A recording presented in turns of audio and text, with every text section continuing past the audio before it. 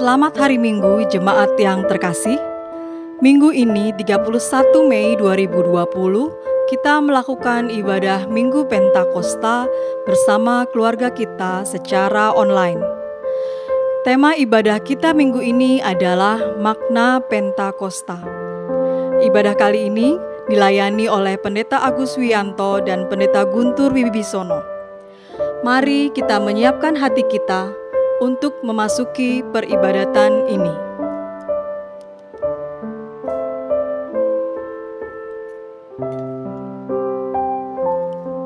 Bernyanyilah bagi Tuhan, hai segenap bumi. Kabarkanlah keselamatan yang daripadanya, dari hari ke hari. Sebab besar Tuhan dan terpuji sangat, dan lebih dahsyat Ia daripada segala Allah. Ceritakanlah kemuliaannya di antara segala bangsa, dan perbuatan-perbuatannya yang dahsyat dan ajaib di antara segala suku bangsa. Sebab besar Tuhan dan terpuji sangat, dan lebih dahsyat Ia daripada segala Allah.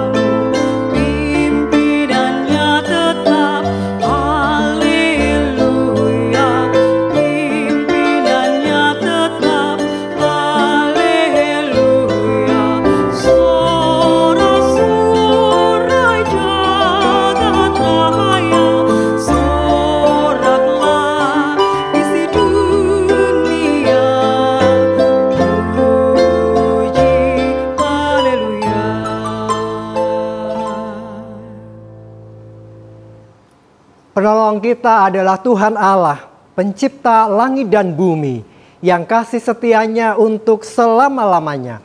Damai Tuhan besertamu.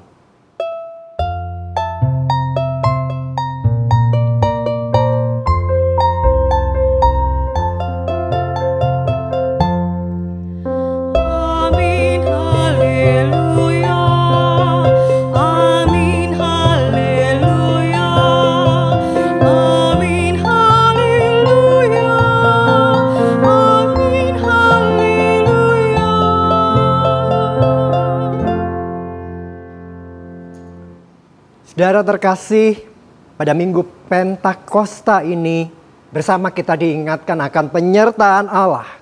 Dalam Roh-Nya yang kudus, Dia hadir tiada batas. Dan oleh sebab itu, kita bisa melihat beragam etnis, bahasa, budaya yang saling melengkapi.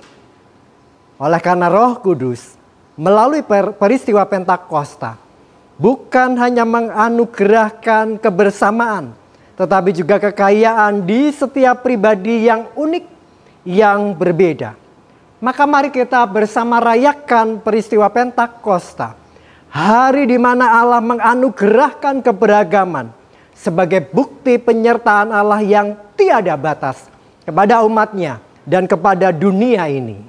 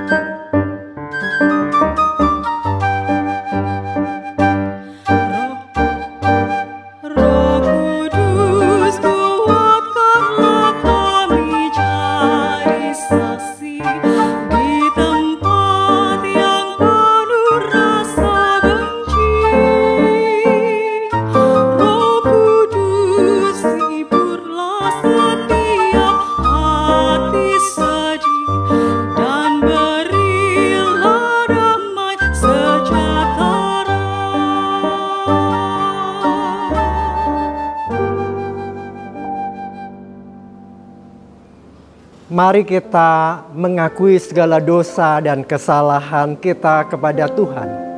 Mari kita bersama berdoa. Ya Allah, Roh Kudus, hari ini kami bersama merayakan karya Roh Kudus yang tiada batas di kehidupan manusia.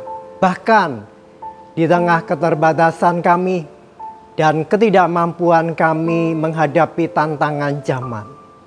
Bahkan juga di dalam masa pandemi ini, nyali kami menjadi ciut. Kami sungguh rapuh. Tetapi hari ini Tuhan, kami kembali diingatkan bahwa kuasa Tuhan nyata di kehidupan kami. Kuasa Tuhan tiada batas dan jauh melampaui apa yang kami pikir dan minta. Maka biarlah kami bersujud sembah. Ketika kami tidak mampu lagi meminta, ketika kami tidak mampu lagi berdoa, sungguh kami bersyukur karena Roh itu menolong kami untuk kami bersama berdoa, memohon kemurahan Allah yang tiada batas itu terus membimbing kami, menjagai kami dalam segala persoalan hidup ini. Dan mari Roh Kudus, Engkau menenteramkan kehidupan kami. Dari rumah masing-masing, dari segala batas kami mau menyatu ke hadirat-Mu. Di dalam kuasa-Mu yang kami sembah di dalam nama Yesus Kristus. Kami mau supaya Roh-Mu menyala-nyala di hati kami. Untuk kami menyalakan hati kami dengan Pentakosta. Ada begitu banyak hadiah yang kami peroleh melalui peristiwa ini. Seperti bersama-sama para rasul kala itu dan setiap orang yang melihat-Mu. Amin.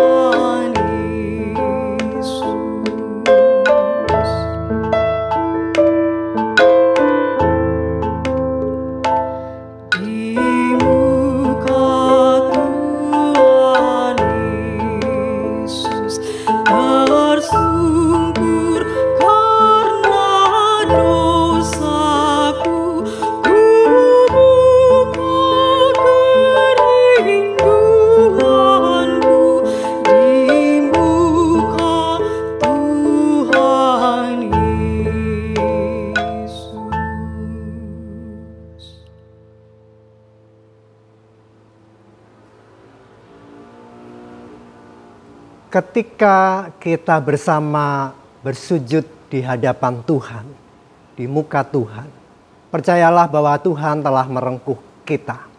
Tidak hanya sampai di situ, saudara, Allah juga memberikan pengharapan. Maka bersama kita mendengar berita anugerah dalam Efesus yang pertama, ayat 13 sampai dengan 14, demikian.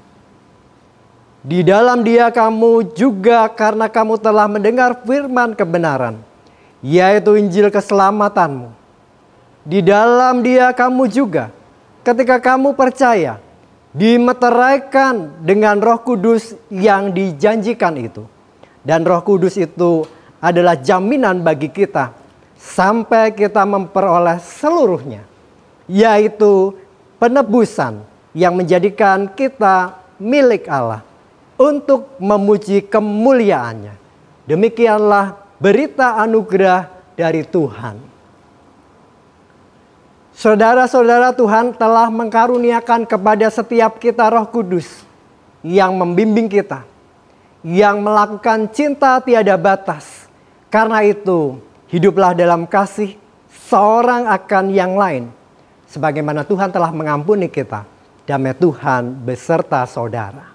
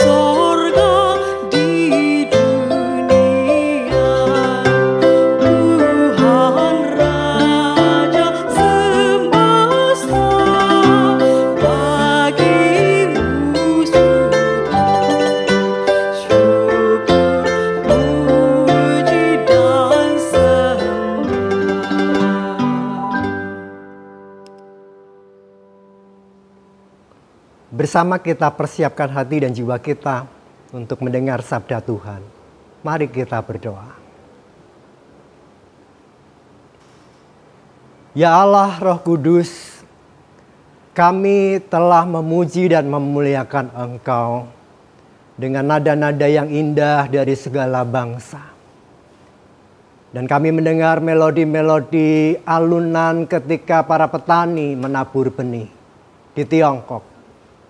Dan hari ini kami juga percaya bahwa taburan firman-Mu tidak hanya kami dengar dan menguatkan kami, tapi taburan firman-Mu juga menghempaskan segala virus yang tidak berguna dan menggelisahkan kami. Maka mantapkanlah hati dan jiwa kami supaya kami terus menanamkan segala firman-Mu. Untuk kami bertahan di masa pandemi ini. Untuk kami terus menyalakan hati kami. Merayakan hadirnya Roh Kudus. Bagi hidup kami dan bagi dunia. Bersabdalah karena kami berdoa hanya di dalam nama Yesus Kristus. Amin. Saudara, Roh Kudus turun atas para murid. Dan menganugerahkan kepada mereka kemampuan untuk menjadi saksi Kristus. Maka dengarkanlah firman Tuhan yang diambil dari Kisah Para Rasul pasal 2 ayat 1 sampai dengan 22. Sebagaimana cerita firman Tuhan dalam tayangan video berikut ini.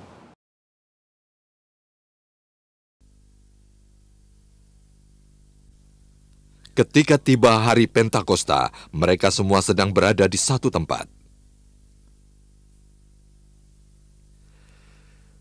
Tiba-tiba terdengar dari langit suara bunyi yang keras seperti angin menderu. Seluruh rumah tempat mereka berkumpul diliputi bunyi itu.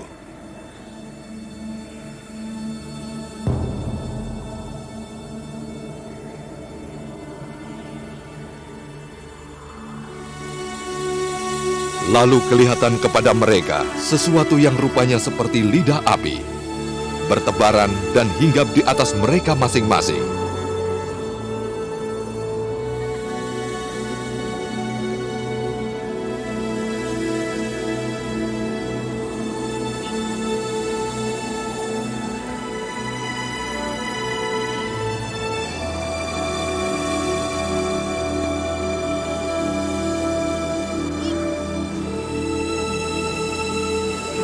Mereka semua dikuasai Ruh Allah, lalu mulai berbicara dalam bahasa-bahasa lain, sebagaimana diberikan oleh Roh Allah kepada mereka untuk dikatakan.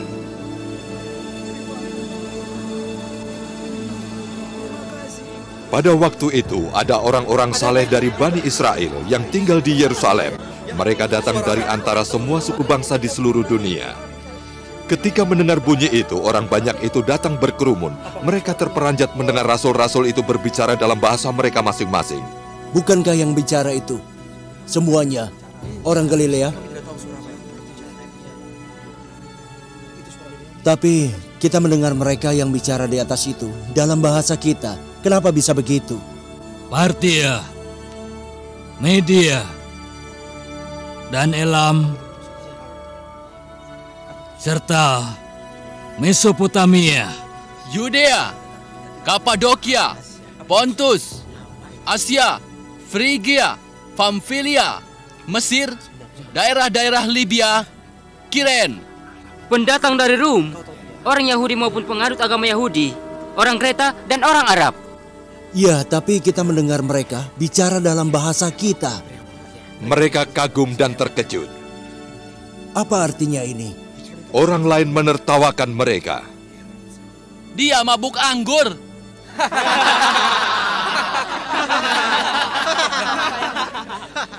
Petrus bersama dengan ke-11 rasul berdiri dan berbicara. Hai orang Israel, dan semua yang tinggal di Yerusalem.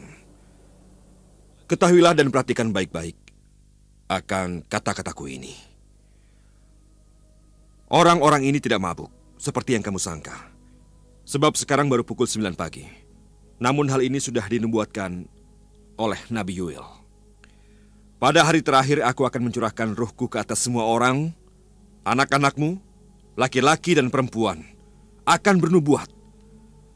Kaum mudamu akan mendapat wahyu, dan orang-orang tua akan mendapat mimpi. Akan kucurahkan Ruhku ke atas hamba-hambaku, laki-laki dan perempuan. Maka mereka akan bernubuat. Demikianlah sabda Tuhan. Berbahagialah setiap orang yang mendengarkan, memelihara dalam hatinya, lalu dengan sukacita melakukannya. Haleluya.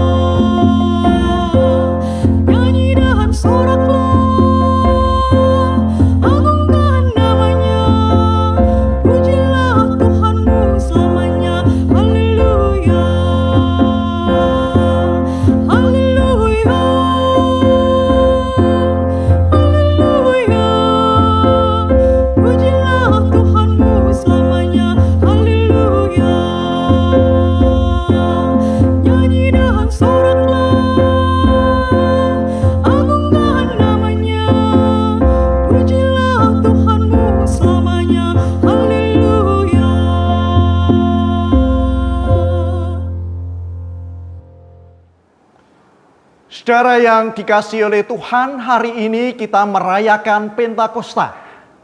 Pentakosta adalah menuju 50 hari yang agung.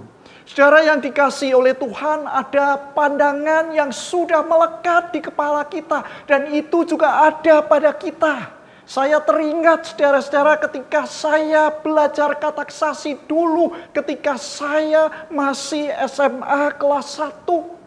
Pelajaran kateksasi itu yang dimulai juga sampai dengan sekarang ini dimulai dengan 4 langkah. Langkah yang pertama yaitu dimulai dengan adanya dosa. Setiap orang berdosa karena mulai dari manusia pertama yang berdosa. Itu yang pertama.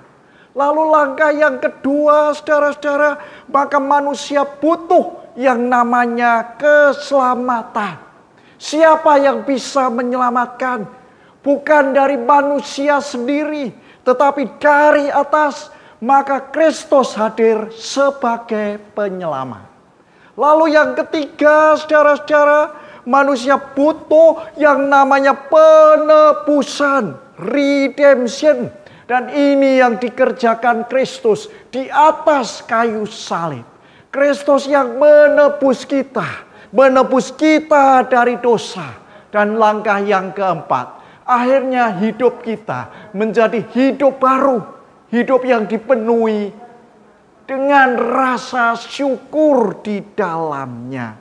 Secara benar ini pendekatan dari sudut manusia. Manusia yang berdosa, jatuh di dalam dosa, maka butuh penyelamat dan juru selamat. Tapi ada pandangan yang melengkapi pandangan ini, bahkan menyempurnakannya, yaitu dari Fransiskan, atau tepatnya dari Fransiskan teologi. Fransiskan teologi ini mulai dengan menggambarkan Allah, siapa Allah, bagaimana natur Allah, sifat Allah yang menonjol. Kalau ditanya apa sifat Allah yang menonjol, sifat Allah yang menonjol yaitu Dia disebut sebagai yang Maha Pencipta. Tapi Fransiskan mau menggambarkan sifat Allah yang menonjol yaitu cintanya. Sehingga Dia disebut Maha Cinta. Dengan cintanya yang otentik, cintanya yang bisa dirasakan, dan cinta itu terarah keluar. Maka di sini saudara-saudara ada pandangan kalau kita mau berbicara makna Pentakosta menuju 50 hari yang agung. Yang pertama yaitu adanya cinta Allah. Dan yang kedua ada ekspresi cinta Allah yang diekspresikan, diberi wujud, diberi bentuk sehingga bisa dilihat manusia, bisa dirasakan manusia. Ekspresi cinta Allah itu adalah Kristus. Kristus yang sudah ada sebelum penciptaan dulu. Kristus yang ada bersama-sama dengan Allah. Lalu digambarkan. Firman itu menjadi manusia. Yohanes 1 ayat 14. Firman yang menjadi daging sekaligus Kristus yang sulung dari semua ciptaan. Melalui Kristus itu, teologi ini mau melihat ekspresi cinta Allah itu menumbuh. Bisa dilihat, bisa dipegang, bisa dirasakan, bisa disembah. Maka dimulai dari situ Kristus yang lahir saat Natal. Lalu itulah inkarnasi, firman yang menjadi manusia. Lalu Kristus hadir melayani secara utuh sampai mati di kayu salib. Lalu saudara-saudara, Kristus dibangkitkan. Lalu Kristus yang bangkit ini melengkapi dengan daya kekuatan Allah yang disebut Roh Kudus. Saudara-saudara yang dikasihi oleh Tuhan, maka yang kedua, saudara-saudara, digambarkan di sini bahwa ekspresi cinta Allah itu makin agung, makin memuncak pada saat Pentakosta, sehingga Pentakosta disebut 50 hari yang agung. Maka simbolnya dari debu, debu menjadi terang. Terang itu terus memuncak, memuncak makin menjadi api. Saudara-saudara, memang benar digambarkan. Manusia itu memang dari debu. Ketika mati menjadi debu. Kristus memang mati. Dia disalib dan dia mati di sana lalu dikuburkan. Tapi ada 4 fakta yang dicatat di dalam bacaan Alkitab kita. Dan itu menjadi fakta penting. Yang pertama, saudara-saudara, ada fajar kebangkitan saat Paskah subuh. Yang digambarkan terang. Terang yang mengalahkan kegelapan. Lalu siapa tokoh-tokoh yang mengalaminya? Para perempuan. Maria yang berjumpa setengnya sekitar kubur. Dan tempat sekitar kubur. Itulah fajar kebangkitan. Saudara, maka yang kedua. Yang kedua adalah 7 minggu sesudah Paskah. Sinar kebangkitan itu terus menjadi terang. Terang yang mencari, terus menerangi para murid. Itulah memberi keyakinan, memberi kekuatan iman. Settingnya ada yang digambarkan di rumah. Kristus datang memberi damai sejahtera. Ada yang digambarkan sinar kebangkitan yang mencari, menjadi teman seperti jalanan. Ada yang digambarkan lagi di danau ketika para murid mencari ikan. Lalu Yesus makan bersama-sama. Sinar kebangkitannya yang mencari dan terus menerangi. Itu fakta yang kedua. Fakta yang ketiga sebagai puncaknya, Kristus yang naik ke surga tepat 40 hari dari titik tolak Paskah atau kebangkitan itu. Kristus yang dalam tubuh ragawi saat itu naik di dalam kemuliaannya sehingga dia duduk di sebelah kanan Allah Bapa. Kristus yang ragawi. Sekarang Kristus menjadi Kristus yang berkuasa di sebelah kanan Allah Bapa. Dan fakta yang keempat, saudara-saudara, 50 hari yang agung atau minggu yang ke-8 sesudah kenaikan Kristus. Sebuah afirmasi, penegasan bahwa Tuhan memberikan Roh Kudusnya memenuhi para murid. Settingnya terjadi pada saat perayaan Pentakosta Yahudi yang diberi makna baru. Maka itulah simbol dari abu kerapuan jadi terang. Terang yang terus membakar, memberi semangat dan kekuatan baru dan akhirnya menjadi api. 50 hari yang agung adalah sebuah perjalanan. Kebangkitan Paskah tidak makin meredup, dingin, lalu memudar, tapi menjadi api yang terus membakar. Makna yang kedua, saudara-saudara, dari makna Paskah adalah, saudara-saudara, panen yang terus berbuah. Titik tolaknya adalah pada saat Paskah. Saudara-saudara yang dikasihi oleh Tuhan, Paskah digambarkan saatnya biji gandum. Biji gandum yang ditanam dalam kematian Kristus menjadi berbuah pada saat Paskah. Yesus sebagai buah sulung yang sudah dibangkitkan. Seperti disaksikan Kisah 2 ayat 32. Lalu saat Pentakosta, saat Roh Kudus dicurahkan, disebut panen raya orang percaya. Dengan buah sulungnya pertobatan. 3.000 jiwa orang percaya bertobat. Kisah 2 ayat 41. Pentakosta berarti menghidupi gereja-gereja di muka bumi. Dan sekaligus memberi mandat kepada orang percaya. Menjalankan tugas pengutusannya. Dan hidup menjadi saksi-saksi Tuhan yang ada di muka bumi. Saudara-saudara yang dikasihi oleh Tuhan, kalau kita belajar dari Kisah Para Rasul 2, saudara-saudara, berarti Pentakosta saat itu pertama, Roh Kudus memberi karunia berbahasa roh. Yang kedua, Roh Kudus memberi karunia kepada orang-orang sekitarnya yang mendengar bahasa roh itu. Lalu yang ketiga, Roh Kudus memberi karunia kepada para rasul, mengajar dengan wibawa rasuli yang luar biasa. Kita lihat satu persatu, saudara-saudara. Karunia berbahasa roh dalam Alkitab itu ada 2. Yang pertama yang disebut kriptolali atau yang disebut glosolali. Yang kedua yang disebut senolali. Yang terjadi di Kisah Rasul yaitu senolali. Kalau kriptolali yaitu bahasa yang tidak dipahami orang pada umumnya. Dan bentuknya, suku katanya tidak ditemukan dalam kamus manapun. Ini yang terjadi di Korintus. Lalu yang terjadi pada saat Pentakosta di Yerusalem di Kisah 2 adalah senolali. Orang yang berbahasa roh. Dan orang lain yang mendengarnya mengerti sebagai mujizat pendengaran, saudara-saudara.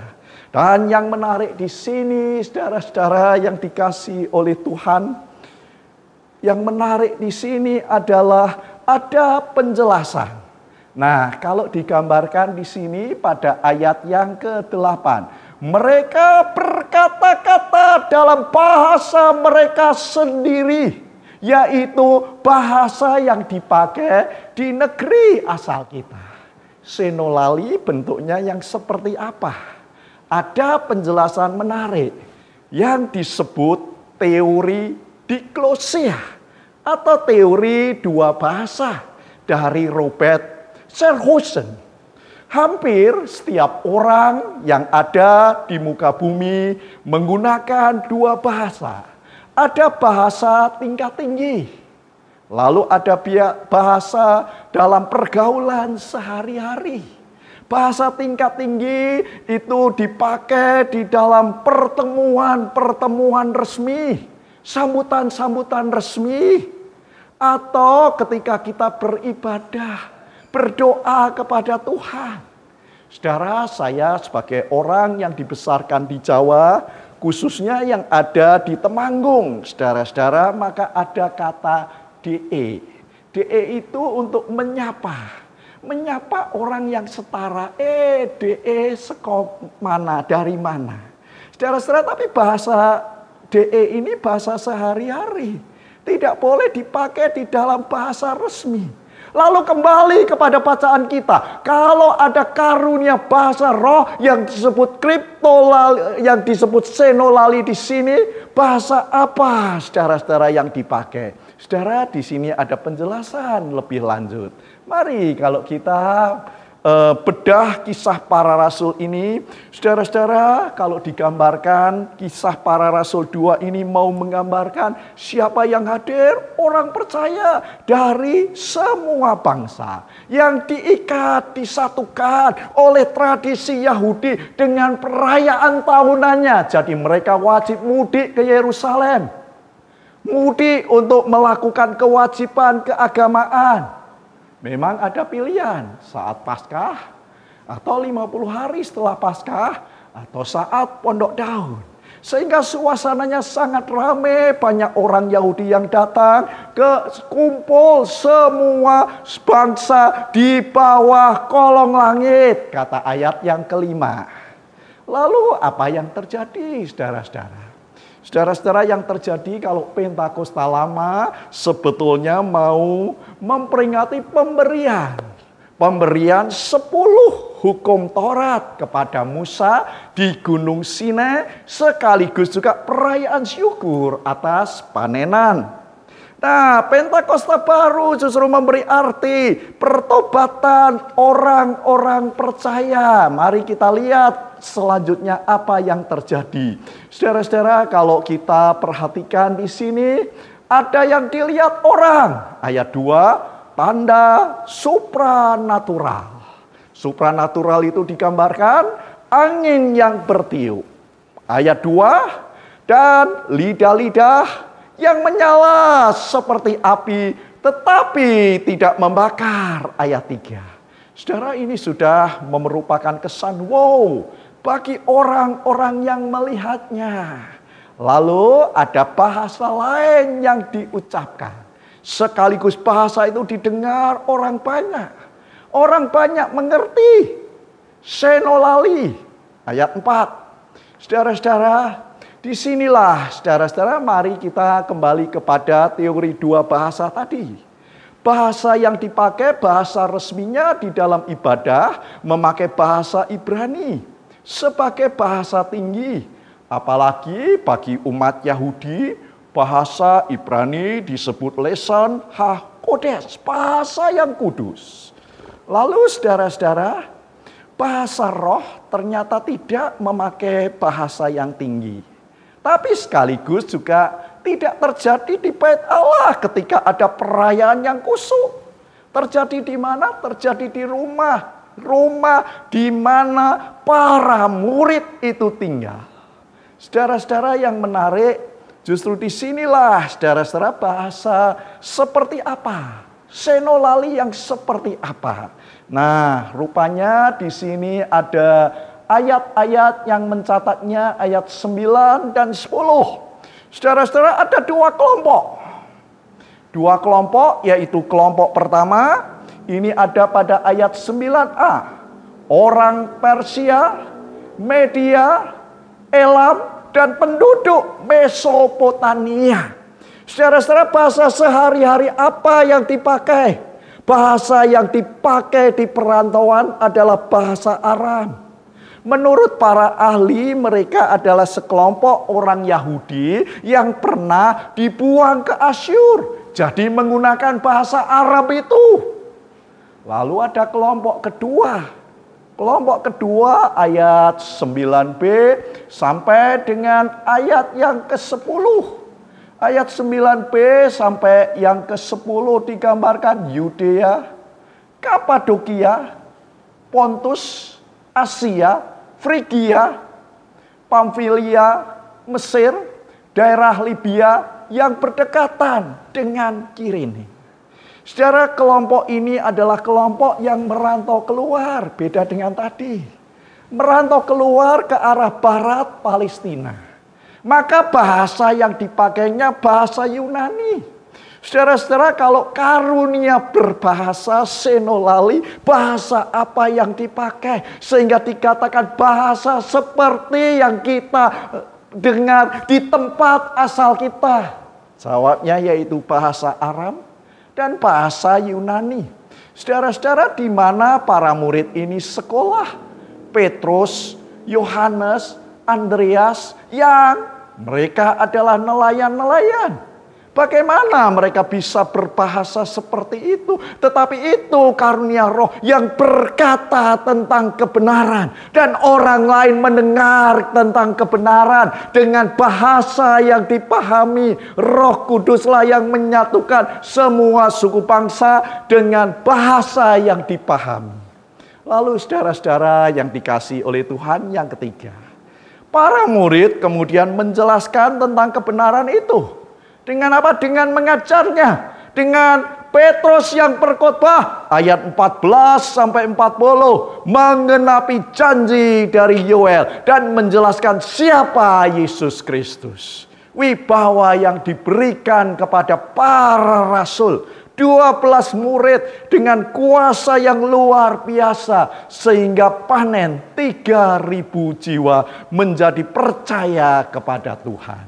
Lalu saudara-saudara, apa aplikasinya bagi kita? Apa maknanya bagi kita yang hidup sekarang ini dan di sini? Saudara-saudara yang dikasihi oleh Tuhan, saudara-saudara, Roh Kudus itu berkarya. Berkarya menyapa 3. Pertama, menyapa secara pribadi atau personal. 2, menyapa komunitas. Dan yang ketiga, membaharui dunia. Saudara-saudara, sebagai pribadi kita diberi semangat, kekuatan baru. Saudara, di tengah-tengah pandemi ini, saudara-saudara yang sudah kita berada di rumah dengan PSBB, saudara-saudara ada semangat yang diberikan. Manusia, saudara-saudara, bukan hanya dari debu, tapi ada sebuah kekuatan baru. Kalau itu memberi kekuatan personal, mari kita bawa kekuatan itu untuk kita membangun pribadi-pribadi dalam rumah kita. Yang kedua, saudara-saudara, Roh berkarya di dalam gereja sehingga orang-orang percaya memberikan talentanya, bakatnya untuk membangun gereja, bertumbuh dalam gereja, melayani gereja, dan itulah Roh Kudus yang berkarya. Dia memakai siapapun dari kita untuk kita terus berkarya, memuliakan nama Tuhan. Dan yang ketiga, saudara-saudara, Roh juga berkarya secara global. Sehingga Roh Kudus, baharuilah kami. Saudara-saudara, mari kita bergandengan tangan dengan sesama untuk menciptakan di tengah-tengah tatanan saat ini kehidupan yang terus makin baik. Saudara-saudara, bersama-sama dengan orang-orang seiman, bersama-sama dengan seluruh umat, mari kita baharui kehidupan kita. Lalu yang kedua, saudara-saudara, apa maknanya? Mengikuti Kristus berarti dimulai dengan head, kepala kita.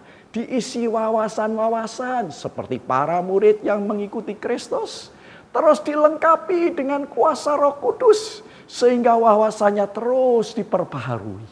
Tapi setelah itu, hatinya disentuh.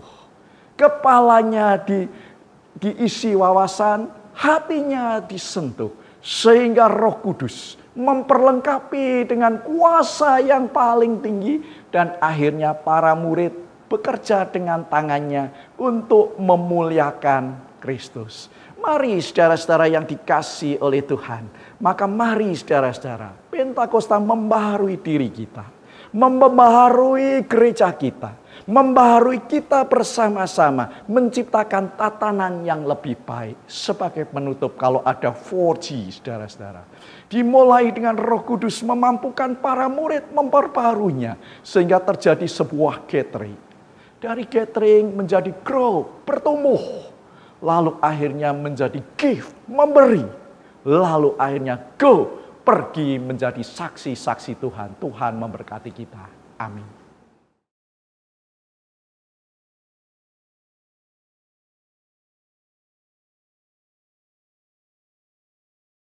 Kau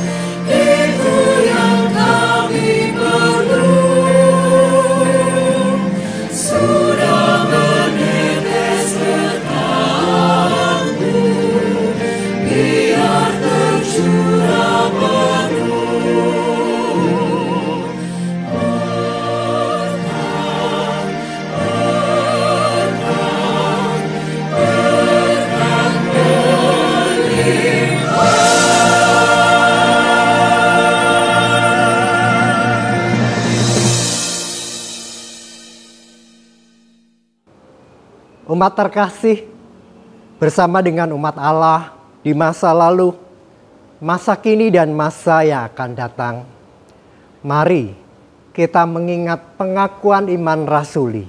Dan kali ini kita bersama menyanyikan Aku Percaya, sebuah pujian yang menjadi ringkasan pengakuan iman rasuli.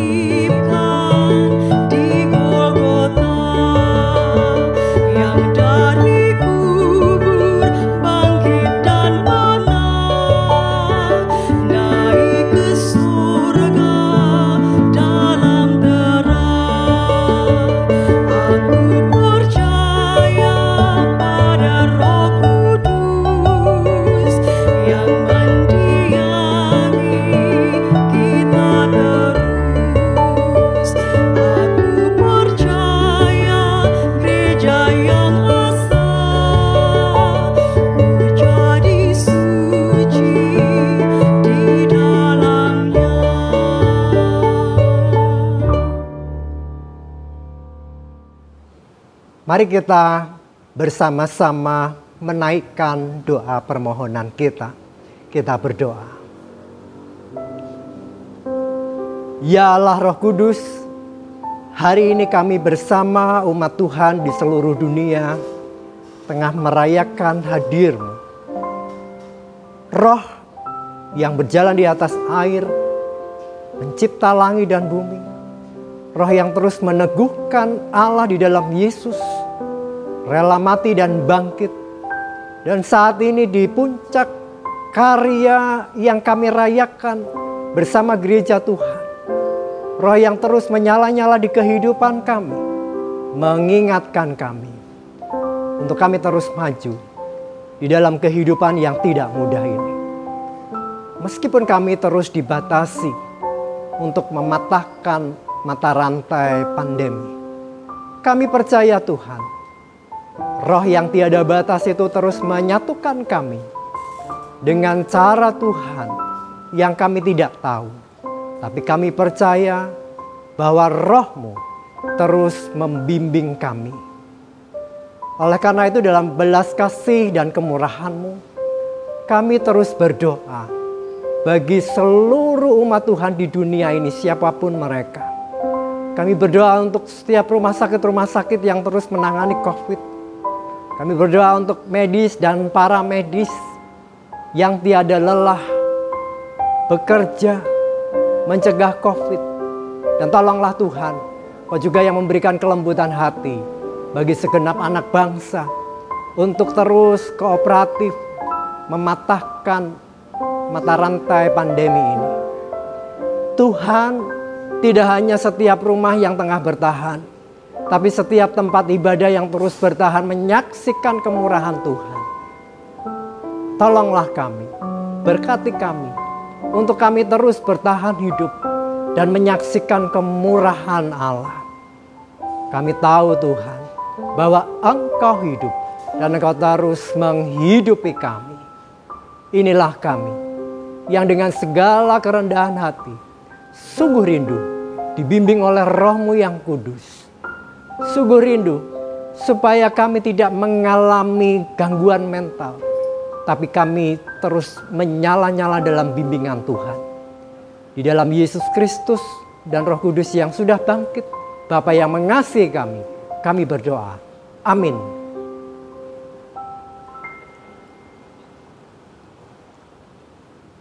Kita masuk ke pelayanan persembahan. Saudara-saudara, marilah kita dengan penuh sukacita kita nyatakan rasa syukur kita, seraya mengingat firman Tuhan yang dituliskan dalam Mazmur 107 ayat 21 sampai dengan 22. Demikian. Biarlah mereka bersyukur kepada Tuhan karena kasih setianya, karena perbuatan-perbuatannya yang ajaib terhadap anak-anak manusia. Biarlah mereka mempersembahkan korban syukur dan menceritakan pekerjaan-pekerjaannya dengan sorak-sorai. Bagi jemaat yang rindu untuk memberikan persembahan syukurnya, dapat mengirimkan dengan cara transfer pada rekening GKI Cinere di Bank Mandiri dengan nomor 101 00801 45582. Jemaat dapat memberikan keterangan apakah persembahan untuk kantong hitam, kantong merah, persembahan bulanan, atau persembahan syukur lainnya. Dan bagi kita yang terus mengumpulkan persembahan dari rumah ke rumah, silahkan dikumpulkan di kotak, diberi amplop, dan kelak ketika kembali kita beribadah bersama, kita haturkan bersama-sama untuk kemuliaan Tuhan.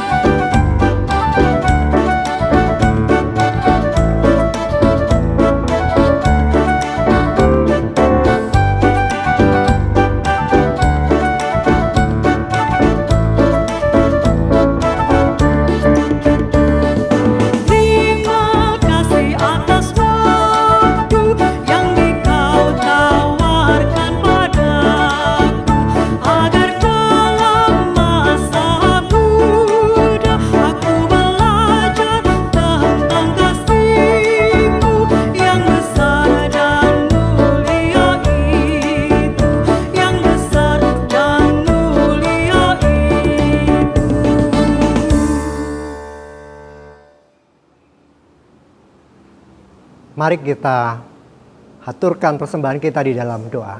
Kita berdoa. Tuhan, Engkau sungguh tahu di masa yang tidak mudah ini, Kau meneguhkan iman kami untuk kami memberanikan diri mempersembahkan yang terbaik bagi Tuhan. Tolonglah kami dengan Roh-Mu yang kudus untuk terus berbagi kehidupan bagi sesama. Amin.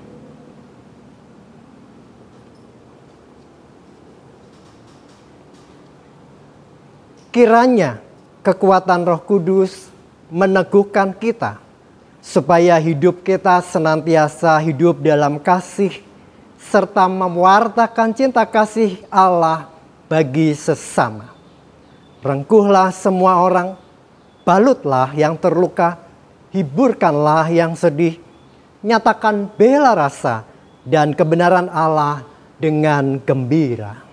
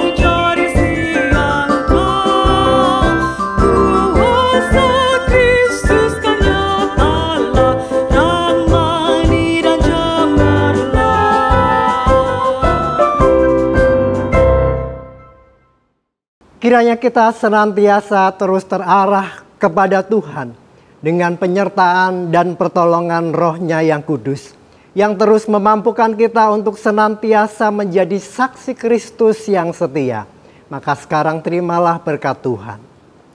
Aku berdoa supaya Ia menurut kekayaan kemuliaannya menguatkan, meneguhkan kamu oleh Roh-Nya di dalam batinmu, sehingga oleh imanmu Kristus diam di dalam hatimu dan kamu terus berakar serta berdasar di dalam kasih Allah. Amin.